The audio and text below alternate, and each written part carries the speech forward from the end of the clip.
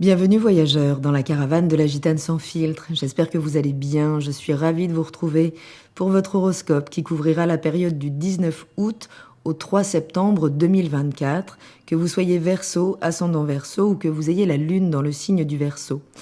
Je vous propose de regarder tout d'abord quels secteurs de vie sont impactés pendant cette pleine lune qui est la vôtre, puis l'évolution du ciel en fonction des ingrès lunaires. Les ingrès lunaires, ce sont les moments où la lune franchit la porte d'une nouvelle énergie, donc dans le zodiaque.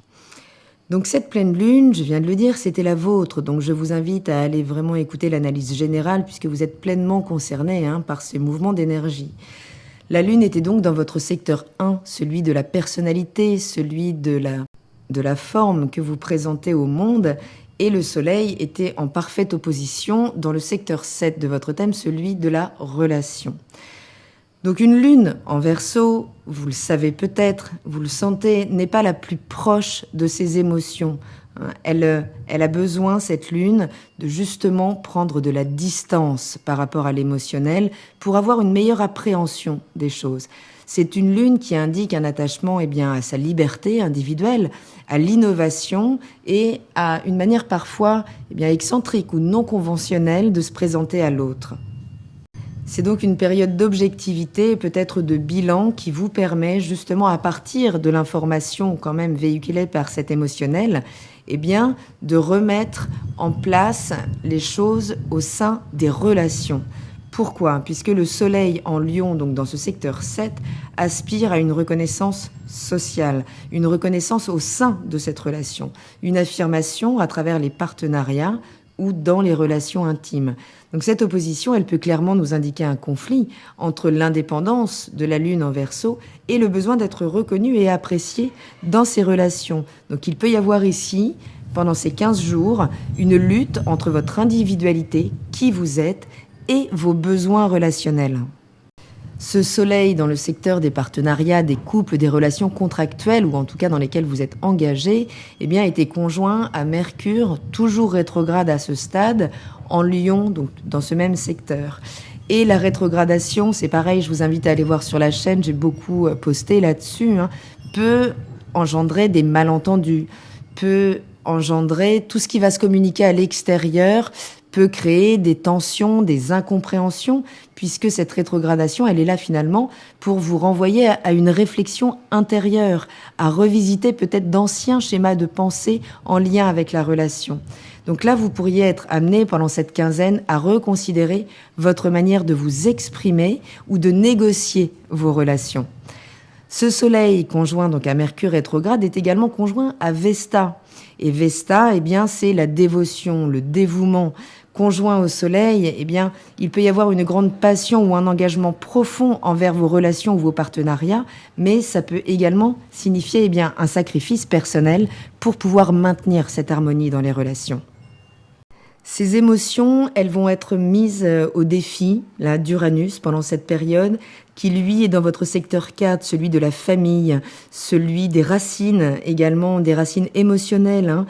Et donc cette lune qui est au carré décroissant d'Uranus, nous indique là qu'il peut y avoir de vrais défis, je le disais, à surmonter, souvent liés peut-être à des leçons, alors que ce soit des leçons karmiques si ça appartient à votre domaine de croyance, que ce soit juste des leçons en termes d'expérience, des situations qui vous invitent à poser un nouveau regard, à faire un bilan sur des situations répétitives qui demandent aujourd'hui une réévaluation, donc en lien avec qui je suis, comment je fonctionne dans la relation et à quel point ça a pris ses origines dans mes racines familiales et qu'il y a peut-être quelque chose là desquels je dois me démarquer, me détacher justement sur cette empreinte familiale pour peut-être être plus libre de vivre qui je suis dans mon originalité et que ce soit reconnu dans la relation.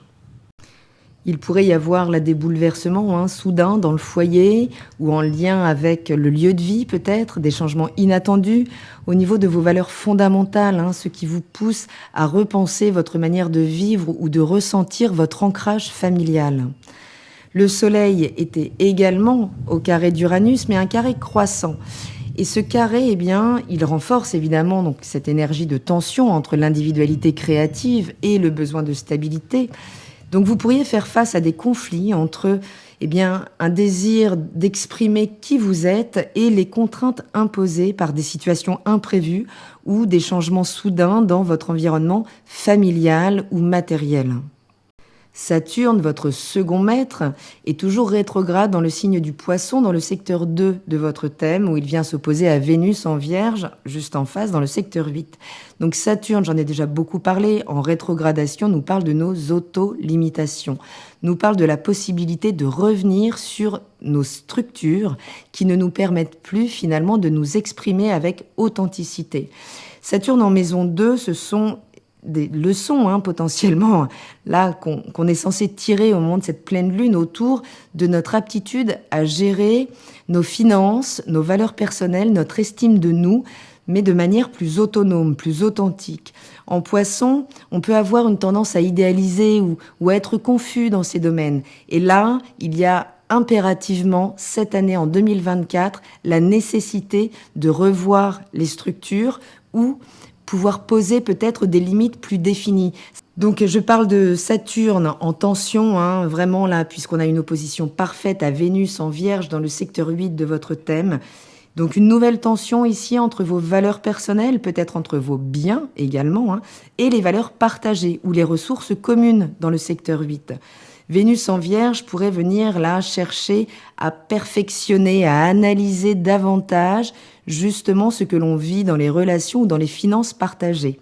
Mais elle est confrontée clairement à des restrictions ou à des réalités assez froides imposées par Saturne qui vient donc nous éduquer mais par la frustration.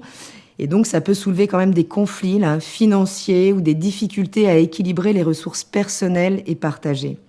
Saturne donc est également au carré à cette conjonction Jupiter-Mars en Gémeaux qui est dans votre secteur 5.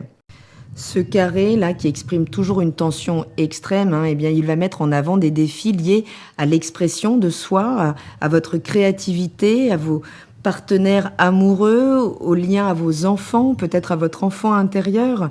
Jupiter et Mars en Gémeaux dans ce secteur parle là d'une énergie hyper dynamique, d'une grande curiosité, d'un besoin de diversifier ses intérêts créatifs, romantiques.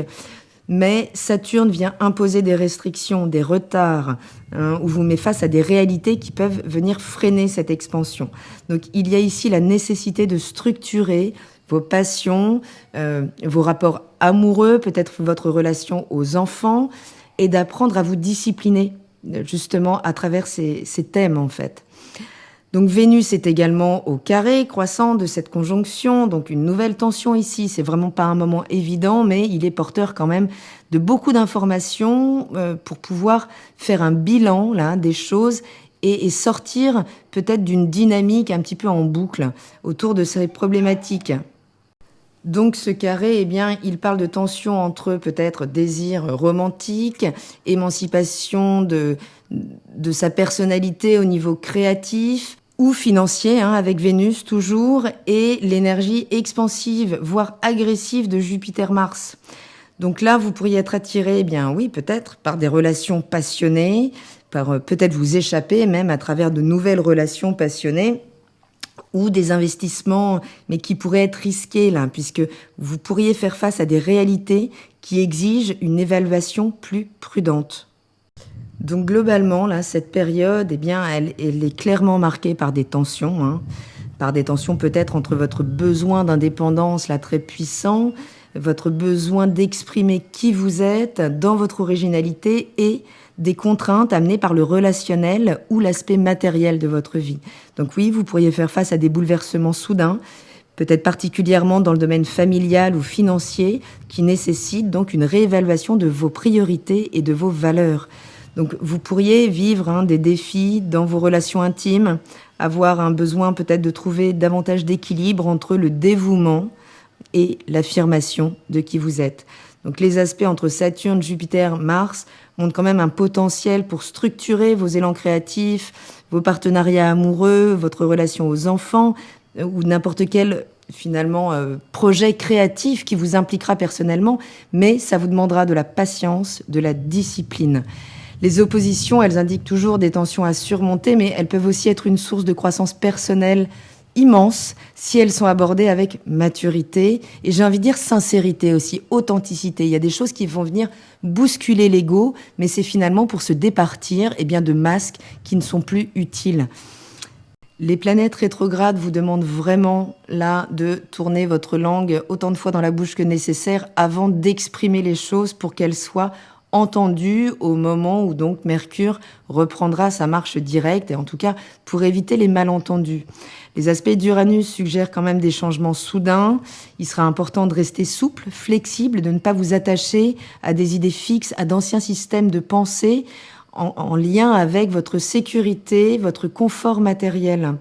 Saturne maison 2, je le disais, donc vous invite à une approche beaucoup plus pragmatique et structurée de vos finances. Ça devient essentiel. Donc il peut être vraiment important là de revoir votre budget, de vous fixer des objectifs financiers réalistes et qui viendront vous sécuriser de manière autonome.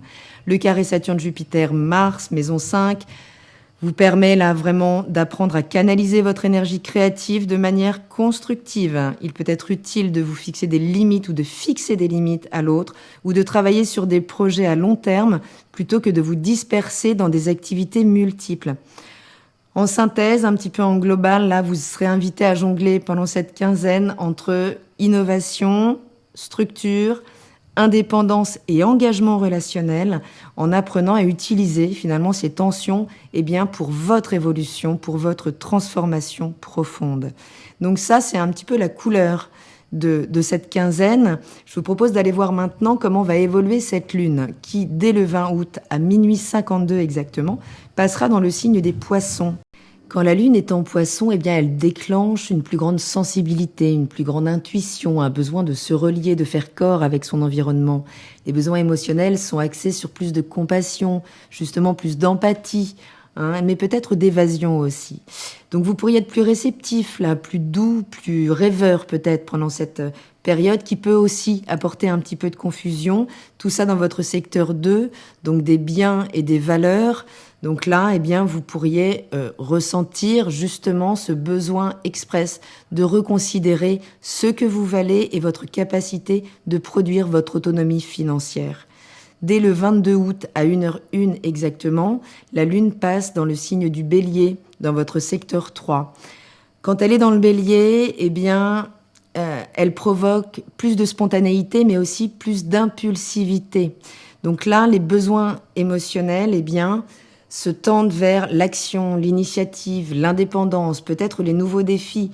Donc là, vous pourriez peut-être avoir besoin d'exprimer les choses plus directement au niveau émotionnel. Attention, elle est conjointe à Neptune, donc potentiellement quand même beaucoup plus subjective, pas très évidente à saisir. Tout ce que Neptune touche dissout un petit peu les choses, donc cet émotionnel-là, qui en plus est en quinconce au soleil, c'est-à-dire qui crée finalement une espèce de gêne, de malaise au niveau de votre conscience de vous, de votre image de vous, est également lié à Vesta. Donc on revient ici sur finalement notre capacité à amener quelque chose de pur au niveau du foyer, de la sécurité. Vesta, c'est la déesse du foyer, de la pureté, de l'honneur aussi. Le 24 août à 2h01 exactement, la Lune touchera votre secteur 4, celui de la famille, du lieu de vie, des racines, en Taureau d'autant plus, où là vous pourriez exprimer des besoins de plus de stabilité, mais de sensualité également, puisque ce sont les besoins émotionnels là qui seront vraiment mis à la lumière de vos émotions pendant 2 jours, mais en lien avec votre sécurité matérielle. En lien peut-être avec votre confort, mais également le plaisir des sens.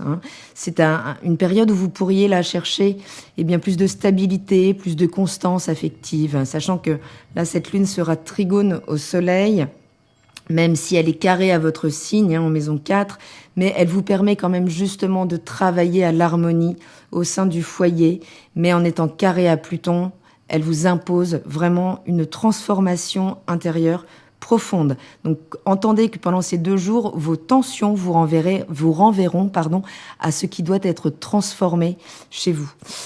Le 26 août à 5h04 exactement, la Lune passera dans le signe des Gémeaux, dans le secteur 5 de votre thème.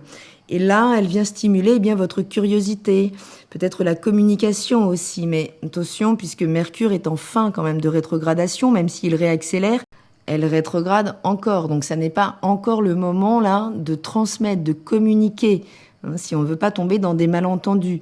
Mais par contre, il y a vraiment là une dynamique de stimulation intellectuelle, peut-être de mouvement aussi, de déplacement dans les environs pour pouvoir contacter à l'intérieur de soi la vérité de ses émotions, en tout cas de ce qu'on aura envie de transmettre d'ici peu. Le 28 août à 10h48, la Lune passe dans le signe du Cancer, dans le secteur 6, celui du quotidien, des collègues, de la santé. Elle vient accentuer ici la sensibilité et le besoin de protection, hein. Les besoins émotionnels ici sont en lien avec le cocon familial, avec la sécurité affective, avec la tendresse. Donc là, vous pourriez finalement revenir aux racines pendant cette période. Le 30 août à 19h10 exactement, la Lune passe dans le signe du Lion, donc dans le secteur là qui est venu toucher cette pleine Lune du 19 août. Elle touche donc le secteur du partenariat qui est très, très sollicité, j'ai envie de dire, pendant cette période et favorise cette expression de vous au sein, peut-être de la relation amoureuse, au sein de la relation avec les enfants, pour pouvoir épanouir votre créativité. Les besoins émotionnels, ici, se tournent autour de la reconnaissance, de l'admiration, de la générosité, de la vérité aussi, hein. Donc, c'est bien d'avoir besoin de briller, d'être le centre de l'attention, mais il y aura peut-être des vérités à affronter également. Et c'est le moment donc où Mercure reprendra sa marche directe, donc ça y est, les affaires reprennent, hein. On peut, maintenant qu'on a bien étudié intérieurement ce que l'on souhaitait communiquer, ça y est, on peut l'affirmer et il peut y avoir à nouveau des engagements, qu'ils soient contractuels ou non, qu'ils concernent des partenariats professionnels ou émotionnels, mais en tout cas ce sera le moment de communiquer peut-être d'une nouvelle manière au sein de la relation. Le 2 septembre à 5h49 exactement, la Lune passera dans le signe de la Vierge dans votre secteur 8. Le secteur 8 nous permet de contacter tout ce qui se passe en dessous des apparences. Donc ça peut être un moment là judicieux pendant 2 jours peut-être pour étudier en profondeur tout ce qui vous a été transmis au niveau émotionnel, que ce soit par les structures familiales, transgénérationnelles ou juste tout ce qui a pu être relayé au niveau de l'inconscient dans nos systèmes. Cette lune en Vierge, elle est pragmatique, elle sait analyser, elle sait regarder les choses au détail pour pouvoir exprimer des émotions de manière très précise et surtout pouvoir améliorer en fait son confort conscient au niveau émotionnel. C'est aussi la possibilité de comprendre que le bien-être physique est étroitement lié au bien-être émotionnel et aux scories, hein, aussi, qu'on peut se trimballer au niveau émotionnel. En tout cas, ces 2 jours-là, pour une approche plus méthodique, plus rationnelle de nos émotions plus profondes, avec vraiment là la possibilité d'améliorer justement, mais à condition de savoir regarder avec un petit peu de froideur ce qui se cache sous nos apparences, sous la conscience que nous avons de nous et de nos émotions. La Vierge viendra activer Chiron, hein, toujours en Bélier dans le secteur 3 de votre thème et qui parle de votre capacité à dire « je », à prendre votre juste place dans votre environnement immédiat, que ce soit au sein de la fratrie. On peut reparler d'un positionnement là par rapport aux frères et sœurs. Mais ça peut être juste ce que va venir nous raconter notre histoire de fratrie ou notre lien avec nos frères humains et notre capacité à imposer notre individualité dans ce secteur de notre vie qui mérite de prendre des initiatives, qui attend votre action, qui attend votre investissement. Tout ça nous amène au 3 septembre, à la nouvelle lune qui aura donc lieu dans le signe de la Vierge dans ce secteur 8 de votre thème et qui vous offrira la possibilité d'assainir, de perfectionner votre rapport aux ressources partagées, pouvoir assainir également votre lien donc aux finances, à tout ce qui nous est transmis, également à la sexualité, également à pouvoir déployer ou assainir toute forme de business, hein, puisque la maison 8, c'est là où on partage ses ressources, qu'elles soient énergétiques, qu'elles soient financières. mais il y aura là vraiment la possibilité d'un nouveau départ dans un secteur de votre vie qui demande un petit peu de purification ou en tout cas un regard pragmatique. Voilà, chers amis, j'espère avoir un petit peu éclairci cette période, un petit peu tendue quand même, on va pas se le cacher, il y a beaucoup de tensions dans le ciel, mais toujours la possibilité de prendre beaucoup d'informations, de faire un bilan objectif qui soit réellement évolutif pour votre voyage. Je vous embrasse, prenez bien soin de vous et je vous dis à très bientôt dans la caravane de la Gitane sans filtre. Salut!